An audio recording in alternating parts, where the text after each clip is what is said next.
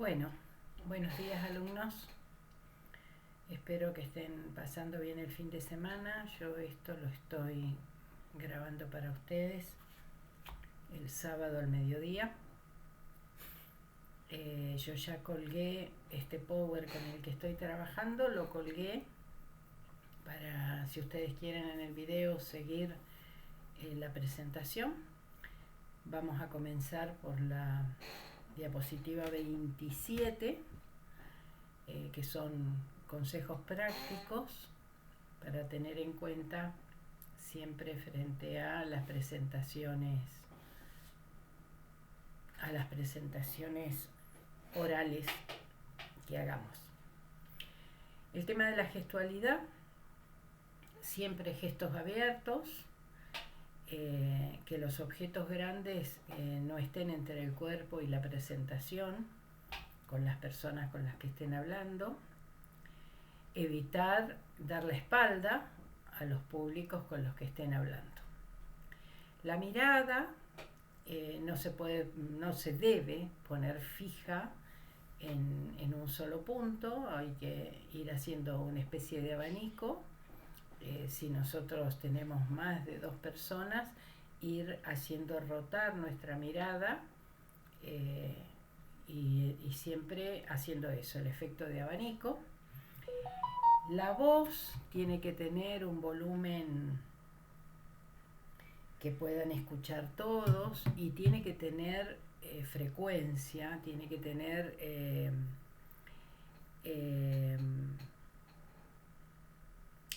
ritmo,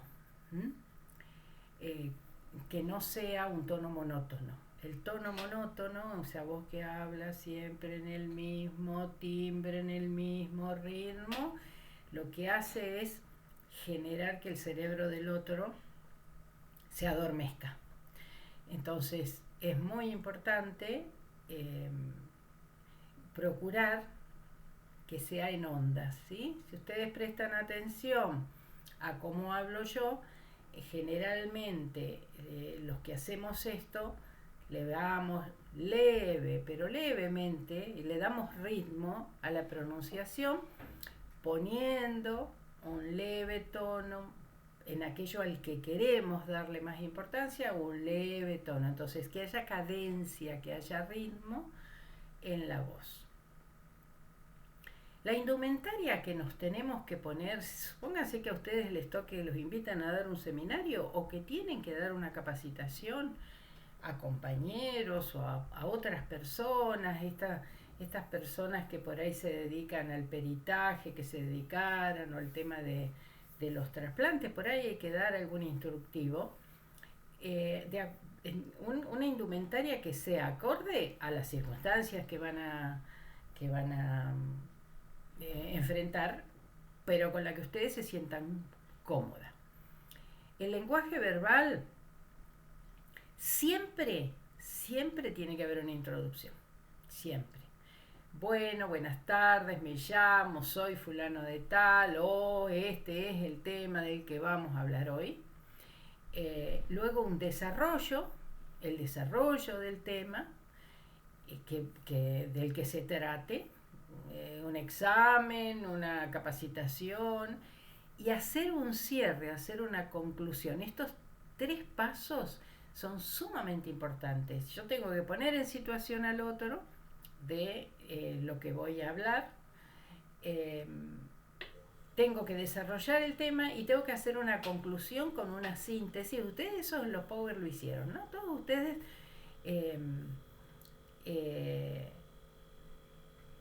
perdón.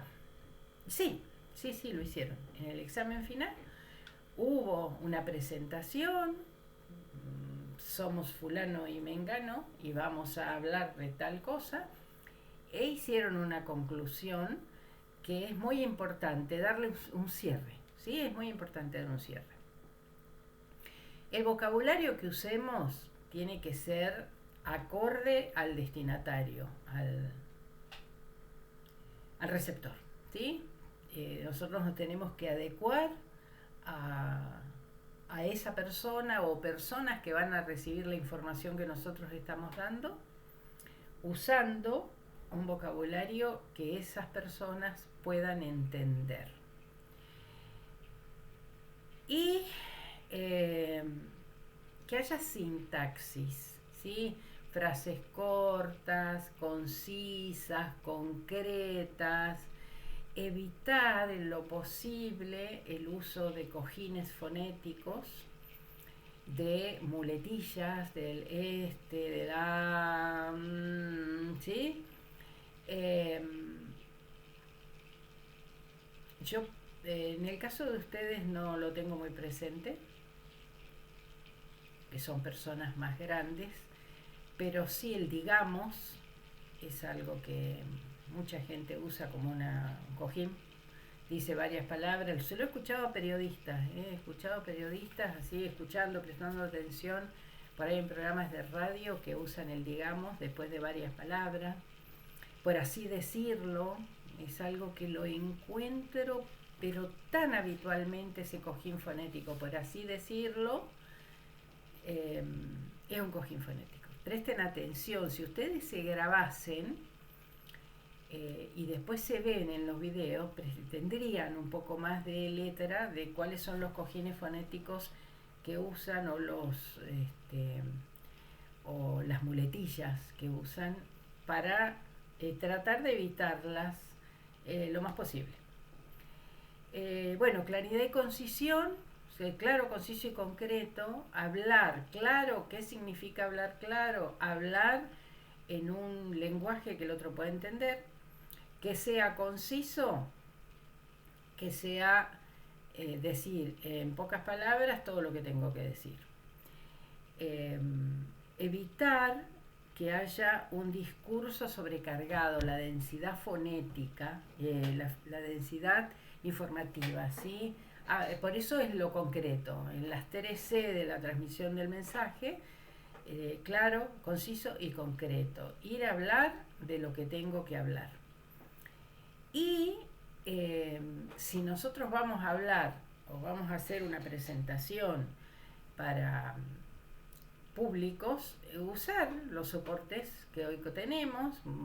Muchos de ustedes usaron el Power Prezi, que es un Power con movimiento.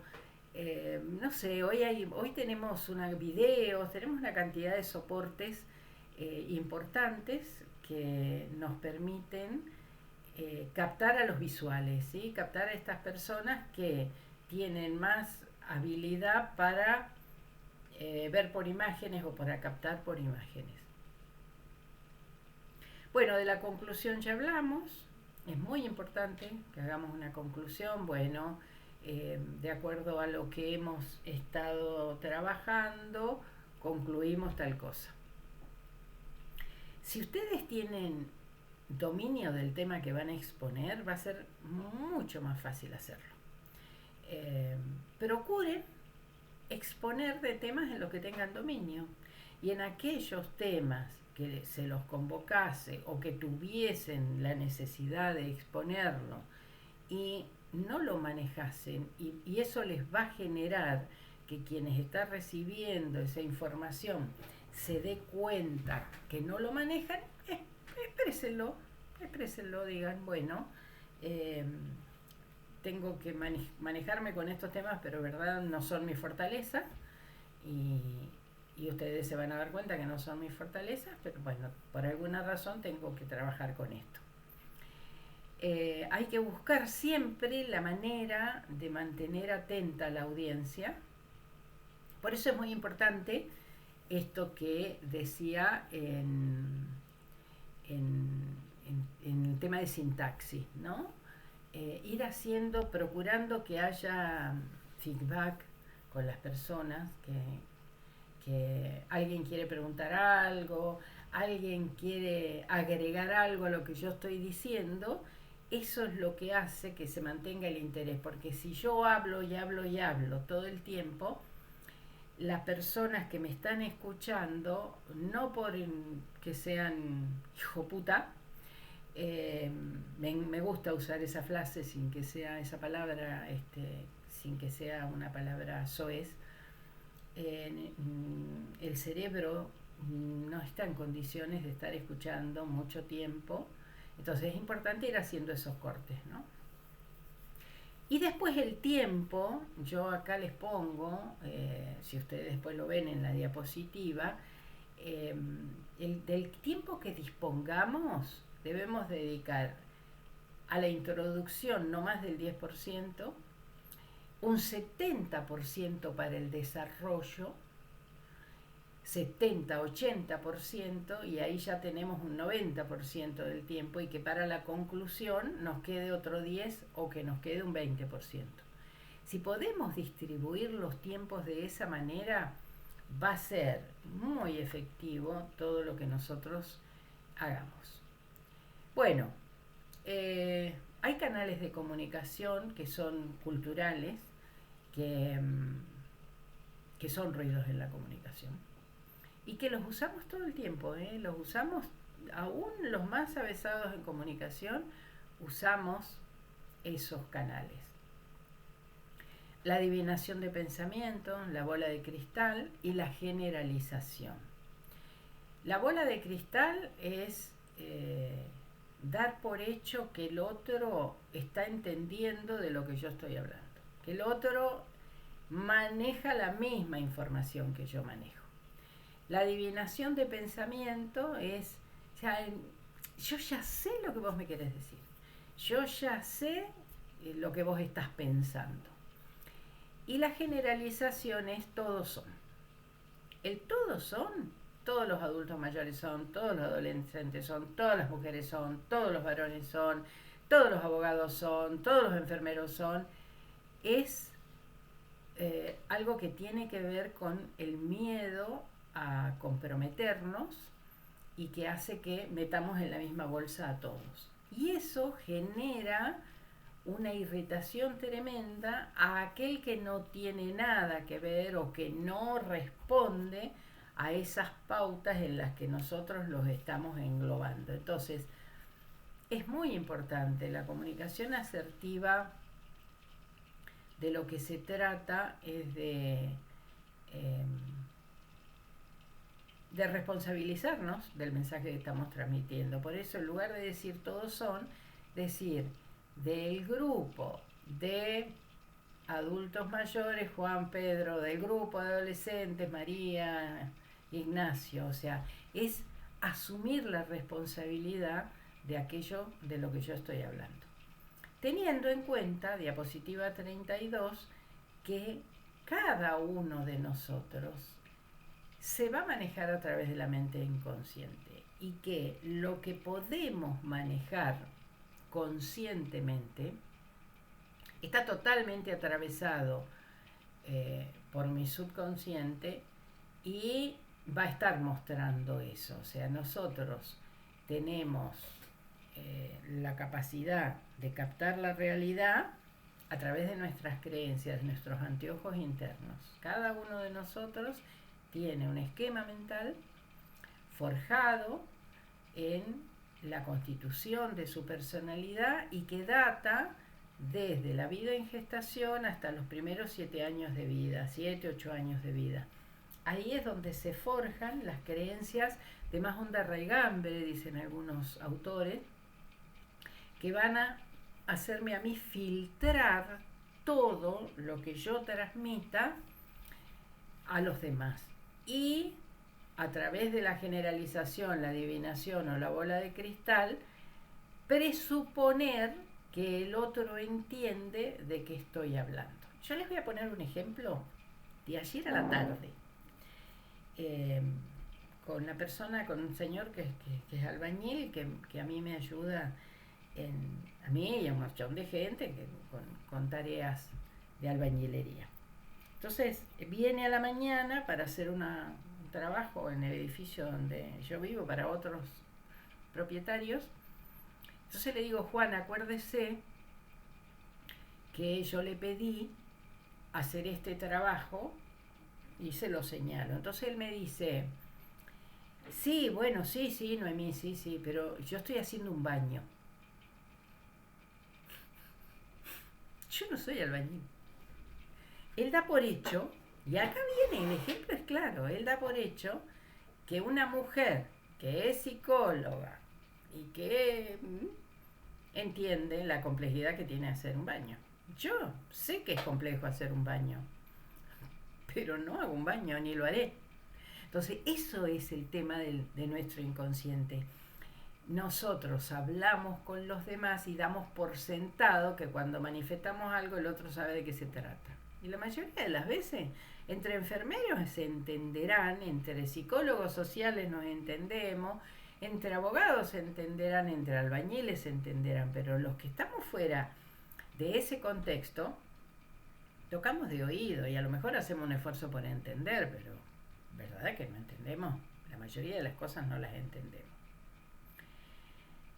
Entonces, esto tiene que ver con los aprendizajes de cada uno y cómo nuestra mente inconsciente se va forjando en esos aprendizajes que cada uno de nosotros ha hecho en un proceso que se llama de socialización primaria y que ese proceso llega hasta los 7, 8 años de vida y que se va a ir ampliando y no va a dejar de ampliarse nunca durante toda la vida en un proceso que se llama socialización secundaria. No es que nosotros nacemos con ese mapa y ese mapa va a ser el único que nos va a llevar por la vida. Ese mapa se va a ir retroalimentando en las experiencias de aprendizaje que nosotros hagamos, pero con ondas raigambres puestas en eso que se forjó en una etapa en que nuestro cerebro tiene una iluminación de al menos 3 capas y que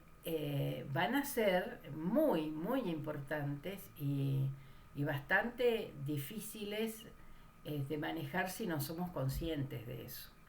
Entonces, en el aprendizaje, en el aprender a aprender, o sea, lo que requiere la naturaleza humana es aprender a aprender. Eso.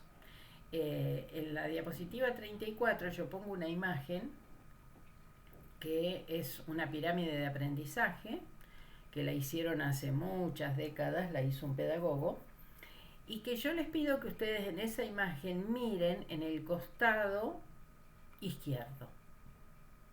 La imagen tiene varios peldaños, en una pirámide, con distintos colores, y en el costado de la izquierda dice actividad activa, que es la base de la pirámide, y actividad pasiva. El aprender a aprender necesita que nosotros tomemos contacto con una actividad activa. Si nosotros nos quedamos con lo que escuchamos o leemos y por ahí me ponen un video, me ponen una imagen, mi capacidad, que siempre es pasiva, puede llegar a registrar hasta con muchísima suerte el 30% de lo que me están transmitiendo. De solamente escuchar, el 5%. Yo escucho y al cabo de 2 días o a lo mejor al día siguiente ya me olvidé de todo lo que escuché. Porque al no hacer activa mi participación, al no hacer preguntas, al que no me pregunten, al hacer algún tipo de intervención, mi cerebro registra, sí, entendió, pero no se quedó con nada. Entonces, el aprender a aprender requiere de nosotros los humanos que formemos parte de una actividad activa, que preguntemos, que aquello que nos van diciendo lo pongamos en práctica, aunque sea en una simulación, que lo pongamos en práctica. Si ven, en la base de la pirámide dice decir y discutir, nos puede llevar a comprender el 50%, hacer el 75%, porque nosotros somos seres de acción, no tenemos un programa genético como tiene la vaca, como tiene el elefante, como tiene el perro. Nosotros tenemos sí un programa genético, pero tenemos lo que nos diferencia de los otros seres con los que compartimos el planeta es la capacidad de modificar nuestras estructuras cognitivas, mentales, emocionales. Por lo tanto, cuando hacemos es donde tomamos conservación de la materia, decía Piaget. Piaget fue un pedagogo suizo que colaboró en el constructivismo, que es la base pedagógica en la que han aprendido la mayoría de ustedes, y digo ustedes porque la base pedagógica en la que yo aprendí siendo una persona bastante más grande se llamaba palabra generada. Era una base pedagógica distinta. El constructivismo, del que colaboró Piaget en Occidente al menos para la psicogénesis del aprendizaje, él la comprendió en la crianza de sus hijos. Él se dio cuenta, él tenía 3 hijos, él se dio cuenta que el segundo, que ya tenía un maestro en el hermano, le resultó mucho más fácil aprender, y que el tercero, que tenía 2 hermanos mayores, le resultó muchísimo más fácil el aprendizaje, porque el hermano mayor es un gran maestro, pero además en la fase de experimentación que tiene el niño con el hermano mayor, ¿no? Entonces, el 75% de nuestra actividad la aprendemos, de lo teórico lo aprendemos en el hacer. Y en el decir y hacer llegamos a comprender el 90%. Difícilmente, habrá excepciones, difícilmente en alguien tenga el 100%. Ninguno de nosotros sabe todo, nadie sabe todo, absolutamente todo. Pero si vamos participando y vamos ensayando y haciendo en esa experiencia, es donde vamos a tener la mayor captación. Entonces el aprender tiene que ver con eso, con ser parte de ese aprendizaje. Procurar involucrarme, procurar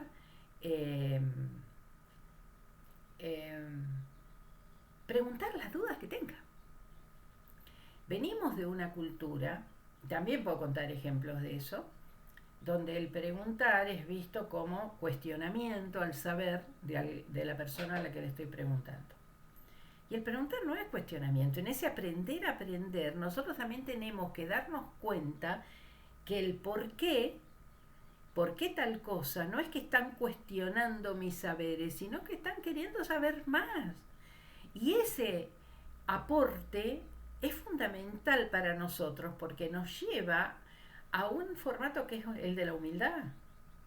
En esto de que nadie sabe todo, esa etapa de niño que tenemos donde estamos instalados en el porqué, que es la etapa de curiosidad hacia los 3, 4 años, que nos resulta graciosa a los alumnos, a los adultos, cuando tenemos niños que están en esa etapa, porque preguntan, les contestamos y preguntan ¿y por qué? Es riquísima en la vida humana, pero la cultura ha depositado en eso un cuestionamiento al saber del otro. Borremos esas bolas de cristal o esas generalizaciones, borrémosla, porque cuando el otro me dice ¿por qué lo haces? Ustedes van a tener cuando sean, capaz que ya lo han tenido, alumnos en práctica. El alumno en práctica tiene que preguntar, pues si no va a poner inyecciones como aprendió con la naranja, y se le está poniendo en el brazo o en los glúteos a otra persona, a la que puede lastimar o puede dañar si no aprende a poner inyecciones o las vías y todas las cosas que los enfermeros tienen que aprender. Entonces es necesario que pregunte.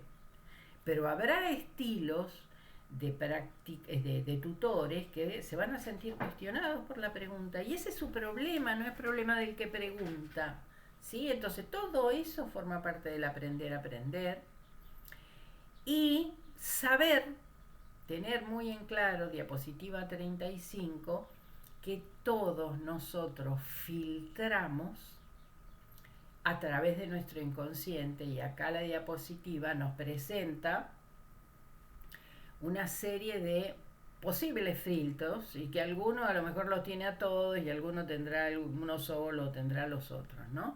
Los factores genéticos, nosotros tenemos una biología y un temperamento que viene con la información genética de quienes nos gestaron. Entonces hay mucha gente que por información genética es pasiva, o tiene miedo y que se para desde la suficiencia o desde la soberbia. Entonces filtra desde yo no tengo nada que aprender, yo ya todo lo sé, si yo llegué acá, esto vos no tenés nada que enseñarme, ¿no? Que puede ser un factor genético, puede ser un factor genético ser una persona sumamente ansiosa y sumamente impulsiva, que hace y después pregunta, y eso está filtrando la comunicación con el otro. El estado fisiológico, o sea, en el estado fisiológico nosotros tenemos nuestras respuestas innatas.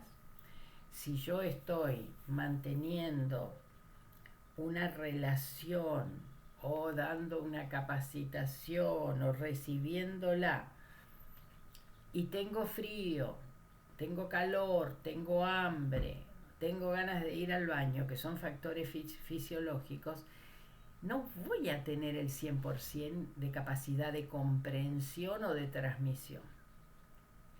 El estado emocional, es fundamental el estado emocional. Esto que a ustedes les pasa y que yo vi en esta mesa, ustedes son personas grandes, la mayoría mayores de 40, y han tenido, muchos de ustedes, un pánico tremendo frente a tener que dar una clase. Y eso es un estado emocional que condiciona. Y yo dije varias cosas, dije yo desde lo personal, porque yo tomándoles exámenes a ustedes soy un ser humano, que tiene que ir al baño, que tiene que tomar agua, que tiene que comer algo, que se le está disminuyendo. Estuve 5 horas y media. Los últimos que llegaron a las 9:30 de la noche, yo ya mi cabeza difícilmente tenía la misma capacidad de estar prestándole atención a lo que ustedes decían. Entonces, ese estado emocional de ansiedad en el que se instala el otro, le dificulta ver el estado emocional de el que está formando parte de ese constructo. Este es un ejemplo, pero hay miles y miles a diario. Los patrones acostumbrados de pensamiento.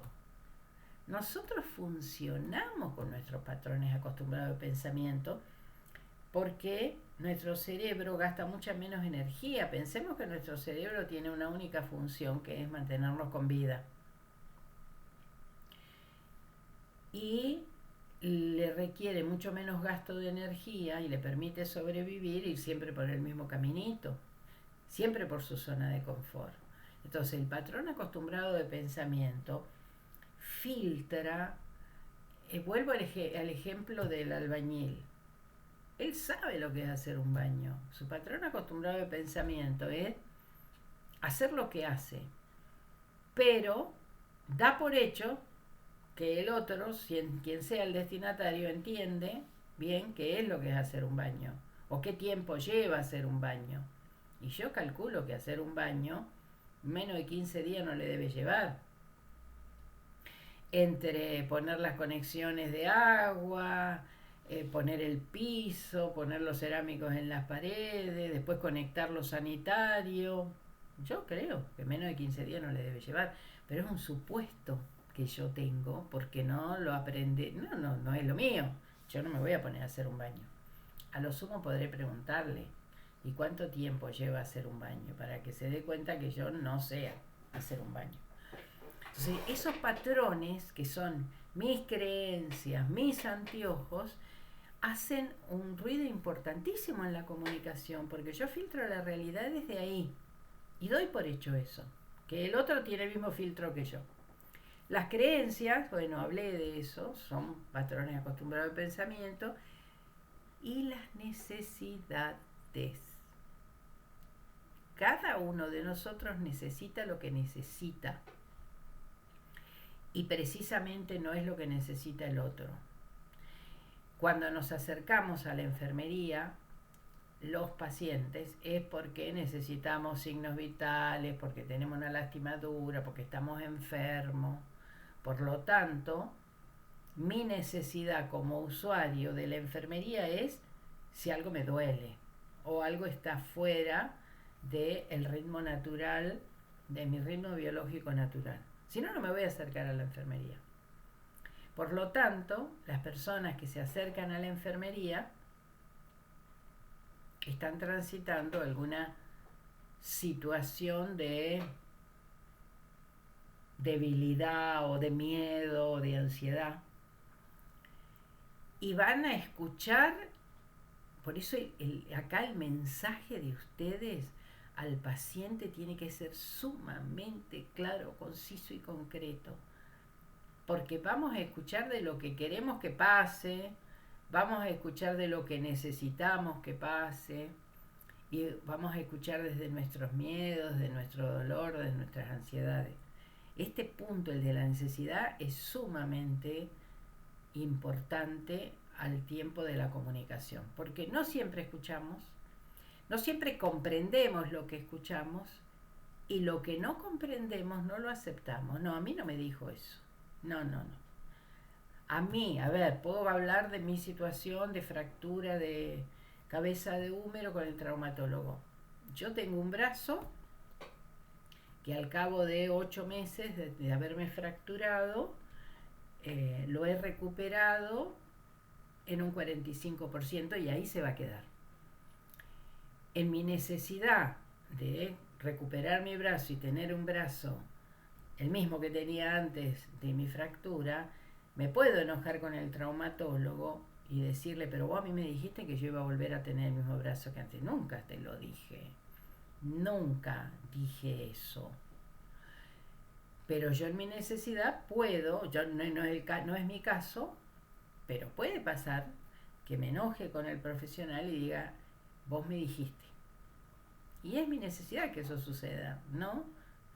Lo que puede, y bueno, capaz que ustedes de esto entienden mucho más que yo, que de una fractura de húmero es difícil recuperar brazo absolutamente nuevo, de nuevo.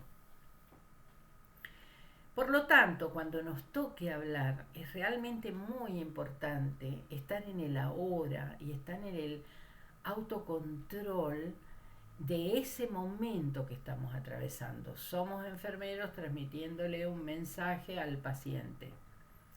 Respirar profundamente, la respiración nos va a permitir mantenernos relajados y no perder el contacto visual, porque el contacto visual con el otro lo tranquiliza al otro y me tranquiliza a mí también.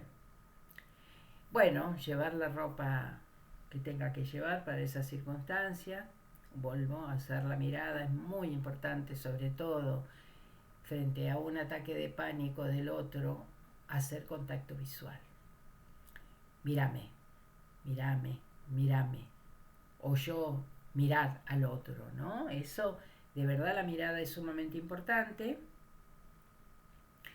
El uso adecuado de la voz frente a una situación en la que el otro está ansioso, en la que el otro está transitando por un momento de extremo dolor, usar un tono firme, suave y firme es realmente muy importante.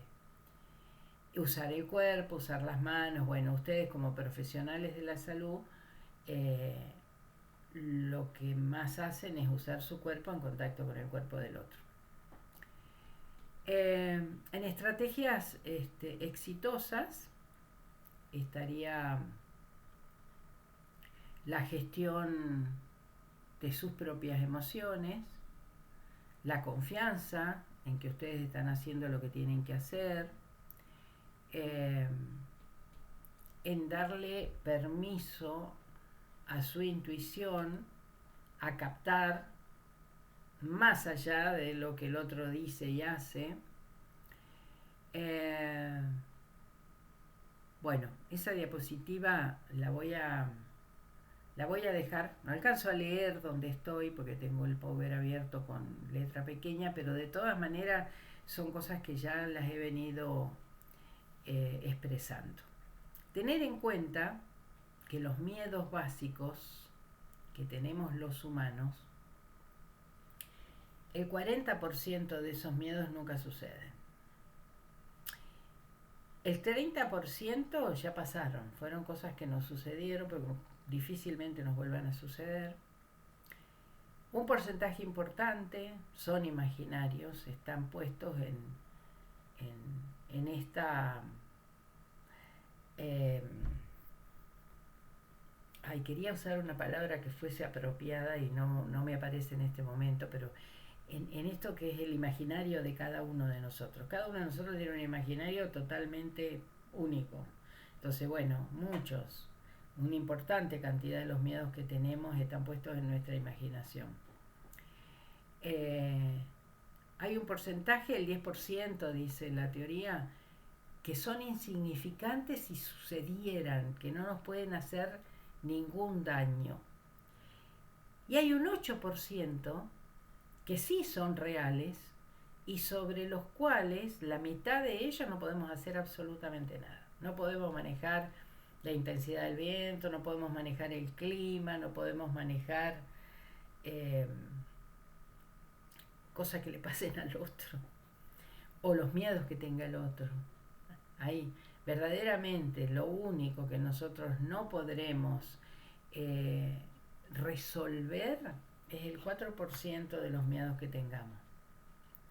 El otro 4% pueden ser reales y pueden ser importantes, pero hay una parte que no la podemos resolver. Al otro, lo que le pase al otro en relación conmigo, lo que el otro sienta, aunque sea su imaginación, aunque sean creencias erróneas, yo no puedo hacer nada con eso. Y lo más importante que tenemos que tener en cuenta en la vida, y que cuando eso lo comprendemos nos sacamos de verdad una bolsa de melones de la espalda, es al otro. Yo puedo hacer conmigo, estar seguro de lo que puedo hacer conmigo. Y cuando hago conmigo resuelvo una cantidad enorme de cosas con los demás. Pero el otro tiene su propia historia y su propio camino. Y cuando digo al otro, es cualquiera que no sea yo. Puede ser mi hijo, puede ser mi hija, puede ser mi pareja, puede ser el usuario, puede ser mi hermano, cualquier otro. Tiene su propio proceso, su propio tiempo para hacerlo, sus propias capacidades, sus propias herramientas perceptivas, sus propias creencias, sus propios mecanismos. Eso es de verdad sumamente importante. Y tener en cuenta, al tiempo de la comunicación, que la mayoría de las veces usamos frases o palabras que tienen una clara sugerencia negativa. No quiero molestarlo, perdón que le traiga un problema, no quiero aburrirlo con lo que le quiero decir, ¿tendrá un minuto para mí? ¿Estoy molestando? No quisiera que usted piense que estoy tratando de engañarlo con lo que diga. Lo hacemos a diario. Disculpe la molestia. ¿Sí? Ustedes en los audios o en los escritos que me mandaron, todos dijeron disculpe la molestia. Y eso tiene una carga sugerente negativa, porque ustedes ya están dando por hecho que al otro le pasa algo negativo con lo que están diciendo. Tengo un problema, me encuentro en grave situación, me estoy sacrificando por esto, es un sacrificio para mí cursar, no sé, usar la palabra error, la palabra deficiencia, la palabra dificultad, la palabra sacrificio, la palabra problema. Hablar permanentemente en yo, cuando el contexto es nosotros, yo.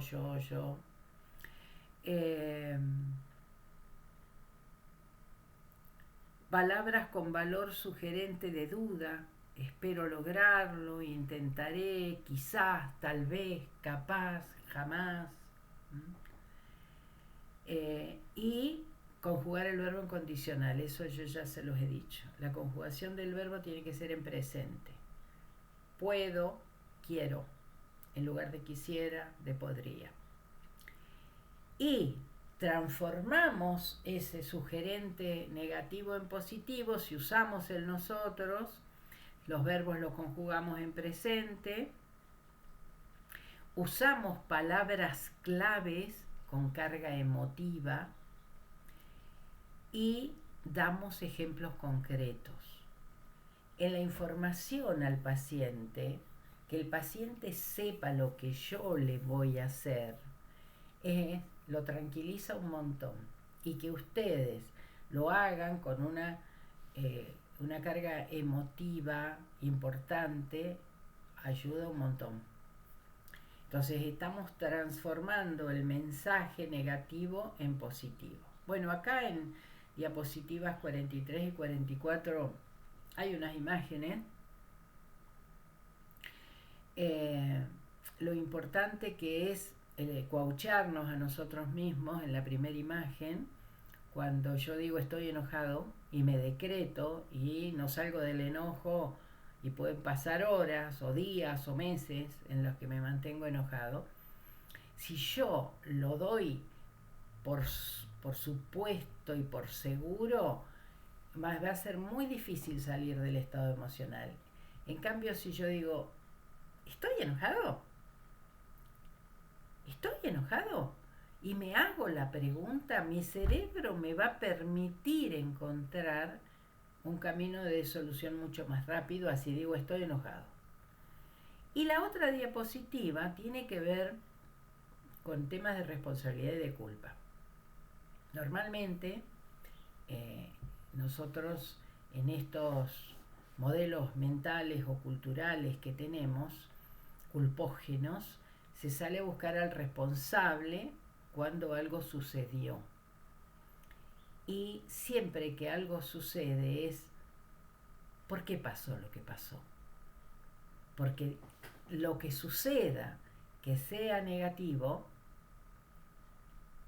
es porque alguna situación no se consideró adecuadamente o no se tuvo la prevención adecuada sobre lo que se había establecido como un proceso. Entonces, en lugar de decir de quién ha sido la culpa, es preguntar ¿por qué pasó lo que pasó? El inconsciente es literal. Nuestro inconsciente, el de cualquiera de nosotros, es literal. No tiene sentido del humor, es atemporal. Todo aquello que me active, me lo va a activar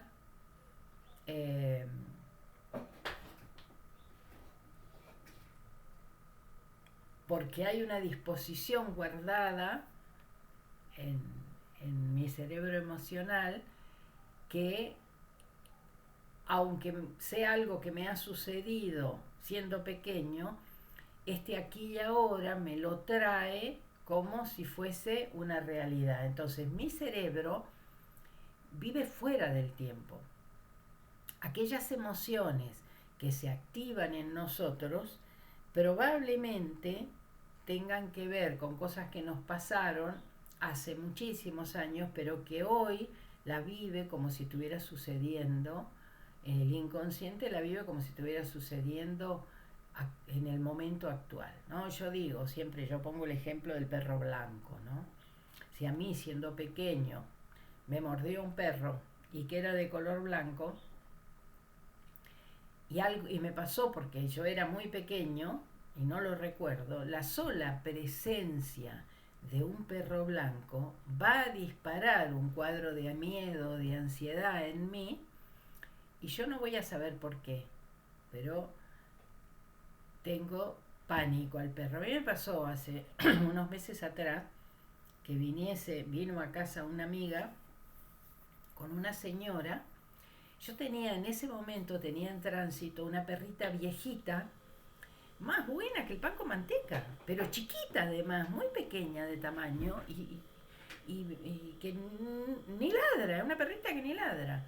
Hoy la mujer entró a mi casa y empezó a gritar, pero en un descontrol, ¡el perro, el perro, el perro! Y la persona que venía con ella le dijo, pará, ¡ya, los perros, sácame el perro! Yo tuve que encerrar en la cochera de mi casa a la perrita porque la mujer estaba en un estado de exaltación tan grande. A ella cuando era muy chiquita la mordió un perro, pero mi perro no tiene nada que ver con, ¿no? O sea, nosotros ponemos en el presente cargas emotivas de situaciones que acontecieron en algún momento de mi vida y las vivimos como en el presente, como si fueran una realidad. Por eso mi inconsciente es atemporal.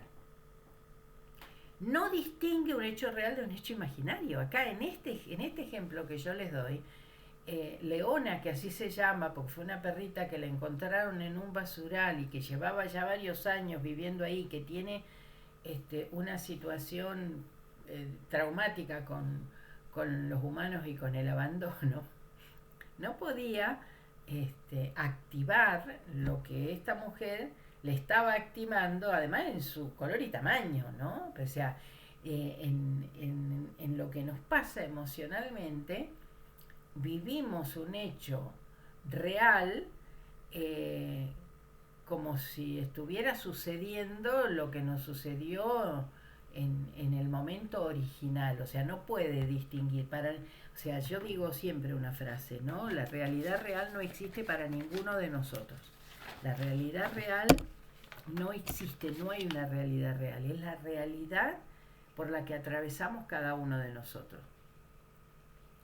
Y hay dos letritas que generan una carga reactiva en nuestro cerebro, que son las dos N-O. No. Cada vez que nosotros decimos no quiero fumar más, no quiero comer más esto que me cae mal, no tal cosa, o no puedo, o no soy capaz, estoy fortaleciendo esa emocionalidad. Genera una formación reactiva por la cual mi cerebro va a sostener esa situación, porque yo digo que no puedo, no soy capaz, no puedo hablar en público, entro en pánico si tengo que hacer una exposición. Eso que yo estoy decretando fortalece a que el cerebro siga instalado en eso que estoy decretando. Por eso acá vendrían estos ejemplos de conjugar el verbo en presente, de buscar el pensamiento positivo, de decir tengo miedo escénico y voy a intentar cambiarlo, voy a intentar modificarlo. No puedo hablar en público porque tengo pánico escénico. El cerebro va a fortalecer el pánico escénico per se, por los siglos y los siglos. Amén, si yo no busco salir de esa situación que estoy decretando como absolutamente negativa. Nosotros tenemos una mente que funciona racionalmente y que funciona emocionalmente, pero lo primero que se activa es la emoción. Segundos después viene razonar. Entonces, tenemos, acá hay una teoría de la década de los 90 que se llama inteligencias múltiples, que habla de 6 inteligencias que se pueden aprender, que son la lógico-matemática, la kinestésica, aprender a hacer cosas con mi cuerpo, la verbal-lingüística, aprender a hablar, a usar adecuadamente el vocabulario, la espacial, me está faltando alguna, versus, no es muy importante, versus las emocionales, que son estas con las que estamos tratando de trabajar, que son la intrapersonal y la interpersonal. Yo puedo aprender a hacer planos, a hacer mapas, yo puedo aprender a sacar cuentas, a hacer raíces, a hacer ecuaciones, yo puedo aprender a hacer actividades físicas o manejar mi cuerpo y ser gimnasta o ser deportista. Yo puedo aprender a leer y escribir, que son de mi mente racional, pero van a ser exitosas si van de la mano de mi mente emocional. primero el trabajo es conmigo. Yo no puedo esperar del otro aquello que yo no haya logrado conmigo mismo, que es la mente intrapersonal. Y ese trabajo que yo haga interno, el de autorreflexión, el de autoconciencia, el de autocontrol, el de autorregulación, es el que me va a permitir en la interpersonal relacionarme de una manera mucho más efectiva con los demás. Esto viene claramente de la mano de las emociones, ¿sí? Diapositiva 47. ¿Qué son las emociones? Las emociones son respuestas químicas de nuestro cerebro frente a situaciones por las que estamos atravesando. Y que la mayoría de las veces son respuestas aprendidas en el proceso de aprendizaje de nuestra crianza. ¿Para qué nos sirven las emociones? Nos ponen en acción. Le dan información a los demás de lo que me está pasando y a mí me permite tener información de los demás. Y la gran ventaja que tenemos con respecto a los otros seres con los que compartimos el planeta es que nosotros tenemos raciocinio. Tenemos un programa genético con el que nacemos, pero lo podemos modificar porque tenemos la capacidad de racionalizar que los otros seres que comparten el planeta no lo tienen. ¿Dónde las encontramos? Acá ustedes en la diapositiva 50 se van a encontrar con una imagen del cerebro triuno. O sea, nosotros tenemos 3 cerebros en uno. Un cerebro reptiliano, que es la base de la supervivencia, que contiene al cerebelo y que nos conecta con la médula a través del tronco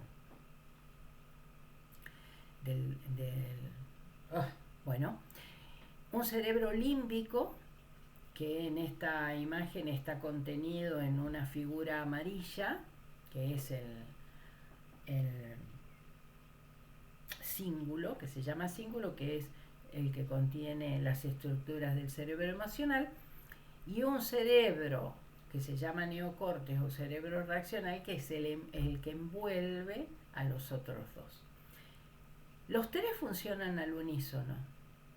Los 3 son necesarios para llevar adelante nuestra vida como humanos. En la diapositiva que sigue yo muestro un par de estructuras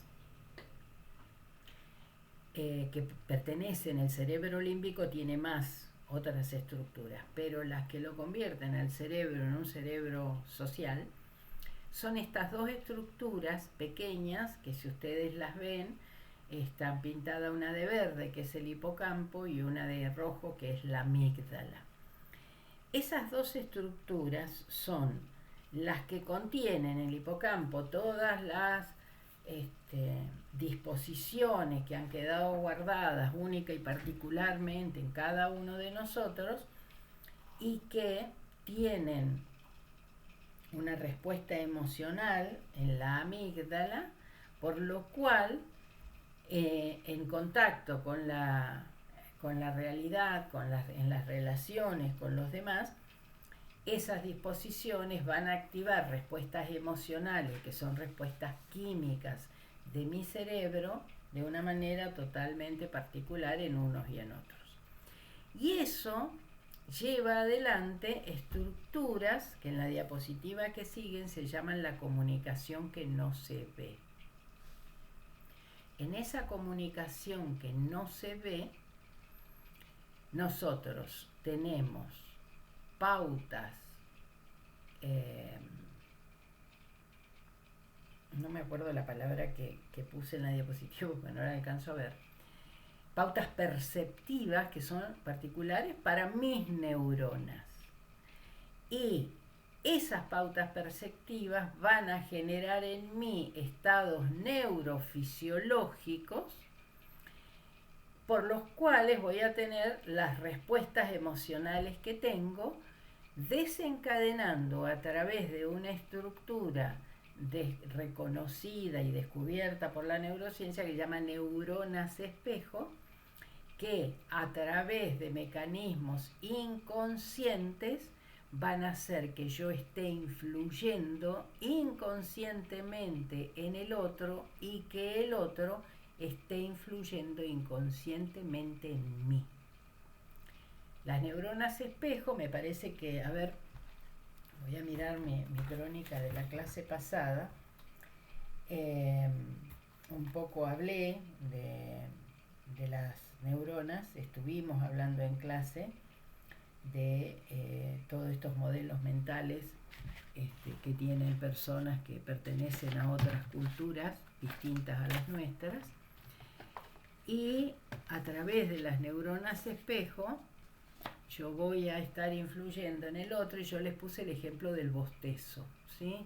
La neurociencia, para demostrar frente a la mente tan racional que los humanos tenemos hoy, donde queremos comprender y queremos tener evidencias, encontró en el bostezo y la capacidad que tenemos de contagiar el bostezo a los demás, mostrar cómo las neuronas espejo nos hacen influir en el estado anímico del otro, y el otro a su vez influye en el mío. Y yo les dije, bueno, ustedes salgan a probar.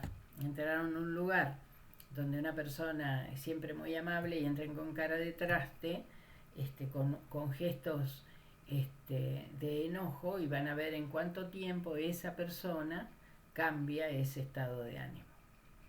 Bueno, las diapositivas que siguen muestran, acá hay una que dice 150.000 años antes de Cristo, las emociones cumplían la función adaptativa clave que tienen hoy, que es mantenernos con vida, sobrevivir. Por lo tanto, nuestro cerebro tiene una única función, que es mantenernos con vida. ¿Por qué 150.000 años y ahora? Porque nuestro cerebro, esta estructura que hoy tenemos, que puede pesar entre 1,1 kg y 1,5 kg, y que comparado con el resto de nuestro cuerpo es un órgano pequeño, es el mismo que teníamos hace 150.000 años. O sea, nuestro cerebro, en esas estructuras que vimos en el cerebro triuno, no evolucionó para ser modificado en esas estructuras como el que teníamos hace 150.000 años. O sea, el humano sigue teniendo la misma estructura neurofisiológica de aquellos que vivieron en épocas en las que el peligro que tenía el humano eran totalmente distintas. Nosotros hoy vivimos con peligros que no tienen absolutamente nada que ver ni con 10.000 años atrás, pero se siguen activando en nosotros miedos básicos que son de la especie, y que Carl Jung los llama arquetipos culturales, ¿no? Los llama, son arquetipos de la especie, son muchas de las cosas que nosotros llevamos a nivel inconsciente, se han forjado a través de la evolución de la especie y no tienen nada que ver con la historia personal de cada uno de nosotros. Bueno, acá hay una imagen de una película que probablemente hayan visto algunos de ustedes,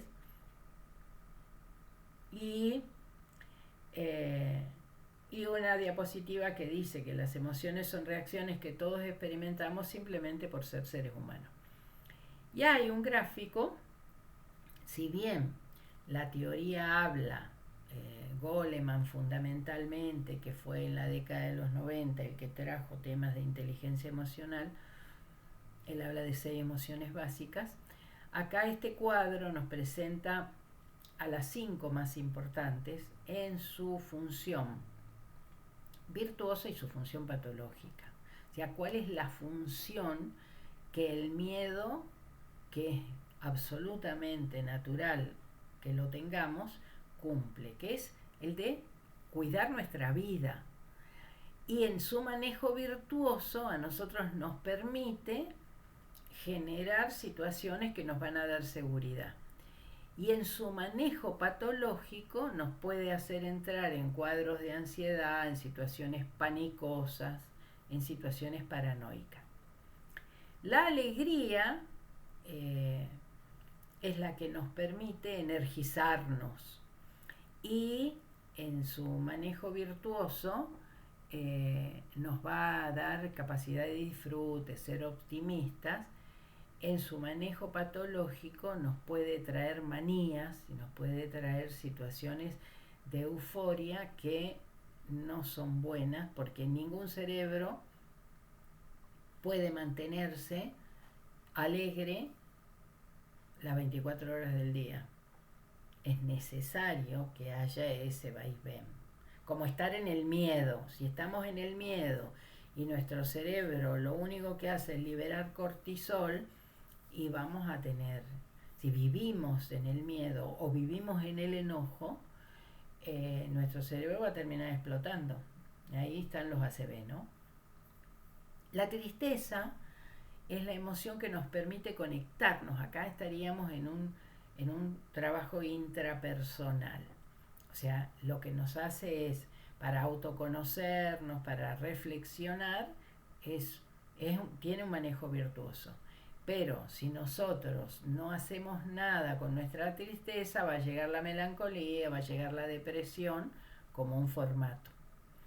El enojo es lo que nos permite poner límites a los demás. Entonces, en un manejo virtuoso, lo que va a hacer es darnos confianza a nosotros mismos para ponerle límites a los demás. Si no podemos manejar el enojo, y vamos a tener situaciones de ira, de resentimiento, de rencor. Y el afecto o el amor nos permiten vincularnos con los demás. Y por lo tanto, desde un manejo positivo, eso lo que hace es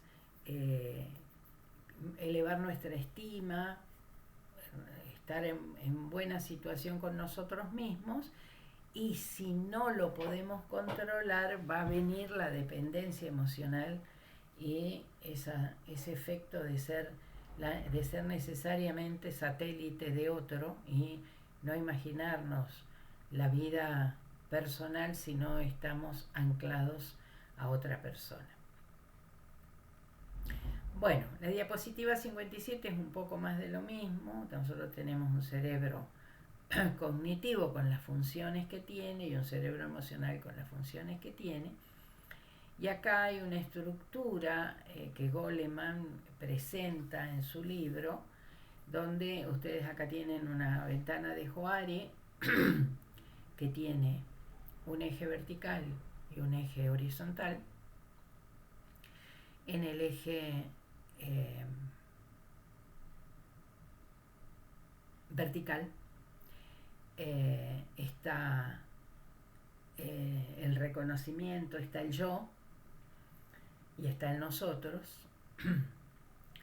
En el eje vertical está el reconocimiento y la relación con nosotros mismos, y en el eje horizontal está el yo y el nosotros. Yo se lo explico esta estructura.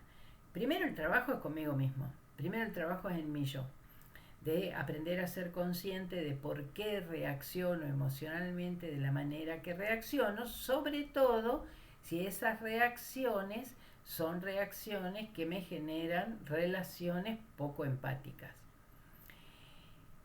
Y ese trabajo conmigo mismo lo que va a hacer es, en primer momento, que me va a permitir gestionarme a mí mismo.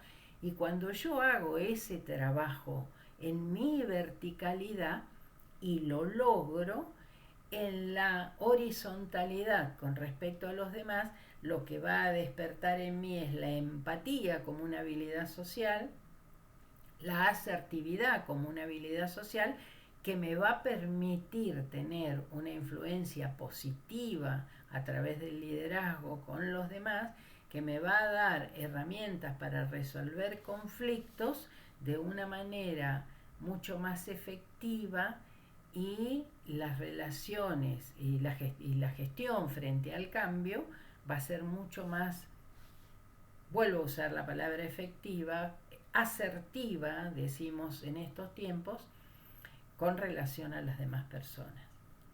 Por lo tanto, eso sería el inicio de un proceso de inteligencia emocional que lo que va a hacer es permitirme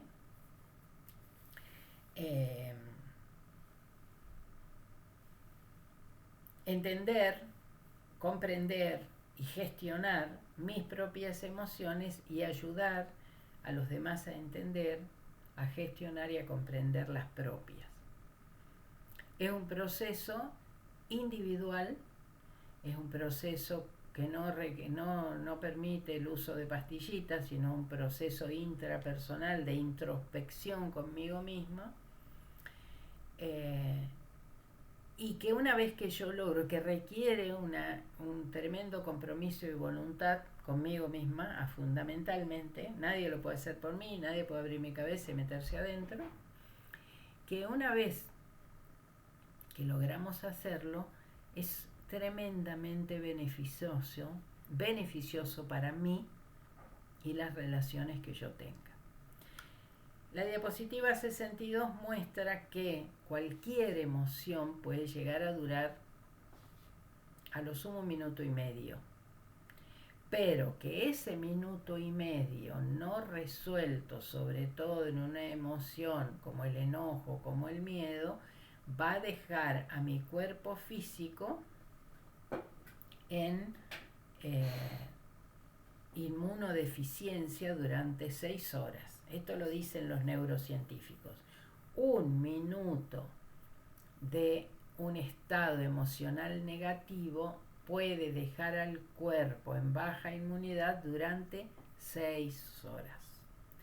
Bueno, las diapositivas que siguen, bueno, acá hay una diapositiva que muestra las principales emociones que parte del cuerpo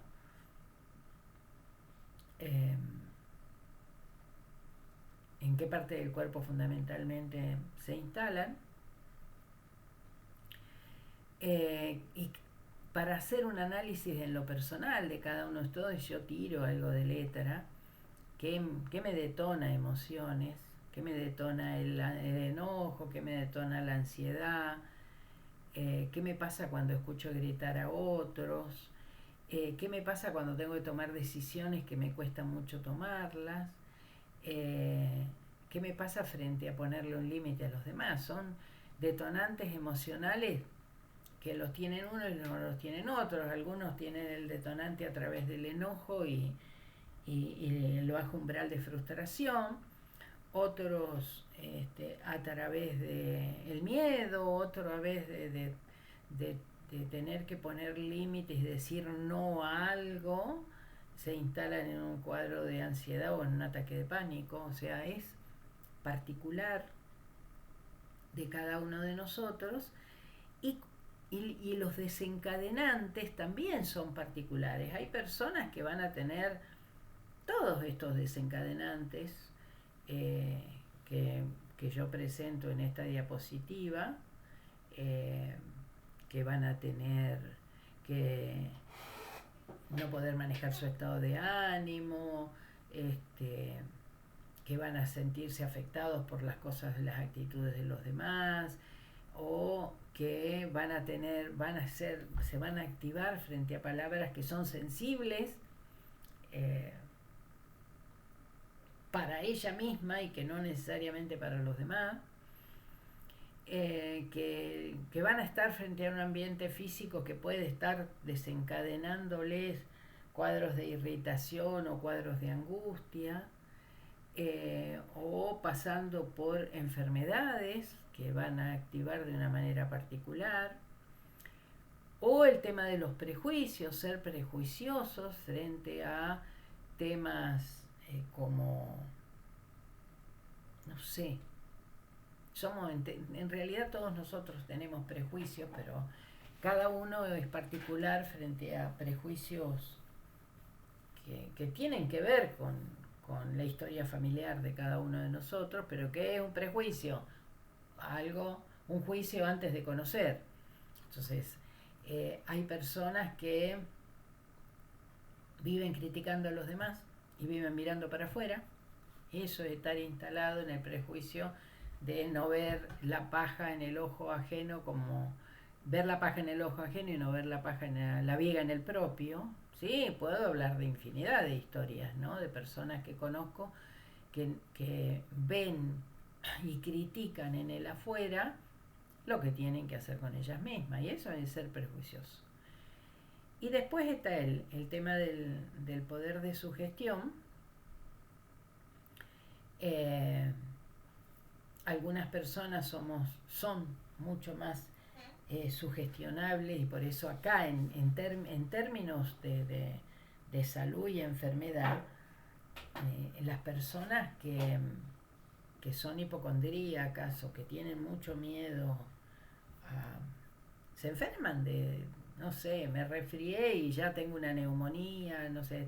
Con respecto a la enfermedad hay mucha sugestión, y con respecto a lo que nos pase o nos haya pasado a cada uno de nosotros, hay también mucha sugestión, y ninguno de nosotros conoce a fondo la historia del otro, y a lo mejor dice algo que a esa persona le cayó muy mal, o que hizo que entras en un estado anímico complicado, o que no entiendo por qué le está pasando lo que le está pasando, pero que eso tiene que ver con las historias de cada uno, y cada uno de nosotros es como es, actúa como actúa, y no tiene por qué saber la historia personal del otro. Y dispara en estos desencadenantes, por ahí dispara cosas que no tuvo la intención de dispararla, pero tampoco lo hizo, vuelvo a usar una palabra que usé antes, por hijo puta, pero no tiene cómo saber que eso que está diciendo pudo afectar al otro de la manera que lo afectó. Y voy a cerrar con esta diapositiva, que es la 66, que es un concepto de un gran, no sé, motivador, ¿no? Como que fue Humberto Maturana, de origen peruano. Maturana murió hace un par de años, hace poco, no hace mucho que murió. En el mundo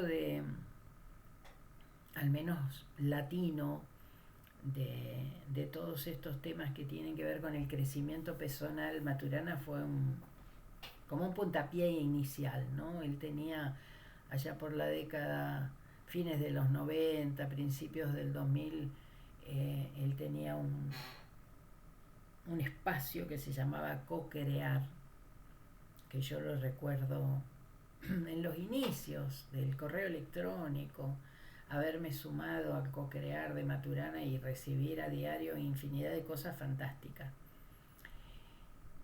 Esta frase resume esto de lo que yo les vengo hablando. Si yo cambio, nada cambió. En mi mundo nada cambió. Pero si yo cambio, al cambiar mi manera de mirar el mundo, todo cambia. Y estoy ayudando al cambio de los demás. No son exactamente las palabras que dice Maturana. Maturana dice, si yo cambio, cambian mis relaciones, y si cambian mis relaciones, cambia el mundo. Yo puedo, en ese cambio de anteojos internos, de pronto empezar a ver cosas del otro que siempre estuvieron ahí, y que por yo tener los anteojos que tenía no las pude ver. Hay varias cosas más que tiene el Power. Lamentablemente, por temas de tiempos y momentos, yo armo una planificación, y después es hasta donde puedo llegar. En algunas planificaciones puedo desarrollar todos los temas, en otras las llevo hasta un determinado lugar. Quedo a disposición de ustedes y a tenerme paciencia si me hacen consultas, porque tengo acá una agenda con muchos horarios. Si quieren algo, quieren saber eh, si algún concepto, quieren que se los aclare, eso, que tengan paciencia, usen mi WhatsApp. Si me hacen una consulta por WhatsApp, a lo mejor les voy a contestar enseguida o a lo mejor les voy a contestar después, pero cuenten con eso si creen que necesitan algún tipo de aclaración de temas que estarían acá. Fíjense que el total de las diapositivas son 93 y yo he desarrollado hasta las 66. Han faltado algunos temas como empatía, como asertividad, que los he ido mencionando, que si ustedes hacen un trabajo personal de tomar conciencia de sus emociones y hacen un análisis y pueden resignificarlas y pueden llegar a autorregularlas, van a notar cambios en sus comportamientos interpersonales o en sus relaciones interpersonales, como la empatía o como la asertividad, que se activan solamente si yo hago el trabajo intrapersonal. Si yo no hago el trabajo intrapersonal y no soy una persona empática, no se va a activar si no me miro primero a mí mismo. La asertividad es otra habilidad social.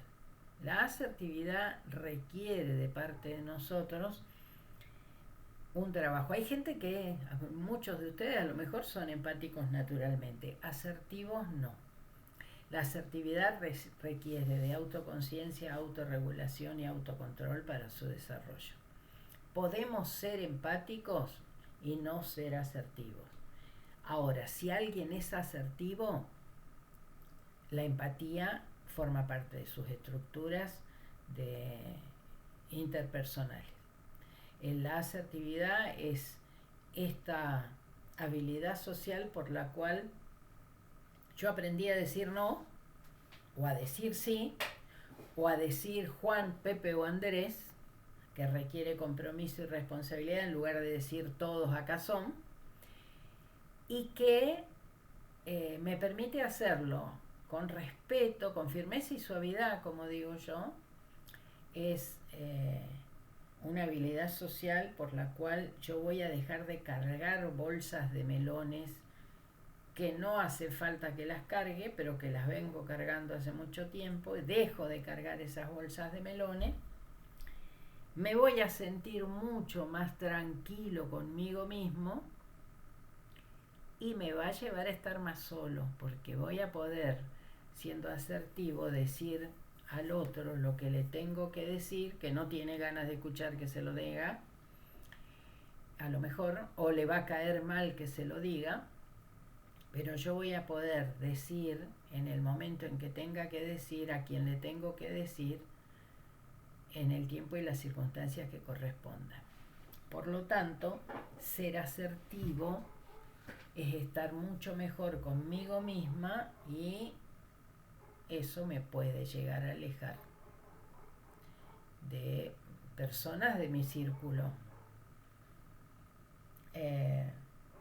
Esto a mí me pasa con mi propia hermana. Yo tengo una sola hermana que es muy básica. Yo era básica como ella. Yo aprendí después de mucho tiempo y un gran esfuerzo a poder ser y sentir asertivamente. Y a mí mi hermana me dice, tenés una manera de decir las cosas. Y yo le digo a ella, y sí, pero ¿sabés lo que me costó aprender a decirla? Yo siento que vos te sientas agredida por lo que te estoy diciendo, pero es tu problema sentirte agredida. No es mi problema decirte lo que te tengo que decir. Y eso genera un poquito más de soledad. La asertividad genera un poquito más de soledad, pero es, como dice Maturana, eh, estoy mejor conmigo mismo, por lo tanto mi mundo cambió. Y aquello que el otro no pueda entender porque no hizo ese proceso, es algo que con lo que tendrá que trabajar y yo dejo de cargármelo al hombro. En la asertividad dejamos de cargarnos al hombro al otro, cargamos lo que tengamos que cargar y asumimos la responsabilidad de lo que decidamos cargar, y nos responsabilizamos y nos comprometemos con eso que asumimos. Eso, simplemente eso. Bueno, gente, recuerden que esto va a estar, va a ser un link de YouTube. Una vez que yo cargue esta clase, la voy a subir como un link de YouTube al Classroom que se ha designado para este grupo de alumnos, al aula. El Classroom es un aula virtual. Yo voy a estar mirándolo. Si ustedes quieren hacer consultas a través de ahí va a estar cargada la clase que corresponde al 12 de agosto y va a estar cargada el 19 de agosto la actividad que ustedes tienen que hacer en forma individual para aprobar el cursado de esta cátedra que se llama Introducción a la Comunicación. Una vez, recuerden que la del 19 de agosto ustedes la tienen que hacer en horario de clases, tomarla y contestarla en ese marco de 18-20 que ustedes tienen que cursar, y yo después tengo 48 horas hábiles para corregir esos trabajos que ustedes hicieron y ponerle una nota. Recuerden que si ese trabajo está aprobado con 6 o más, ustedes han promovido esta cátedra, por lo tanto no van a tener que rendir un examen final. La cátedra está aprobada en su currículum, en su currícula de alumnos. Así que bueno, muchas gracias. Quedo a disposición. Después que ustedes escuchen esto, quedo a disposición de ustedes para cualquier consulta, y el día 19 voy a estar cargando el trabajo práctico evaluativo para ustedes. Muchas gracias, buen fin de semana para todos y buenas 2 clases y buen examen para cuando lo tengan que hacer. Adiós, hasta luego a todos.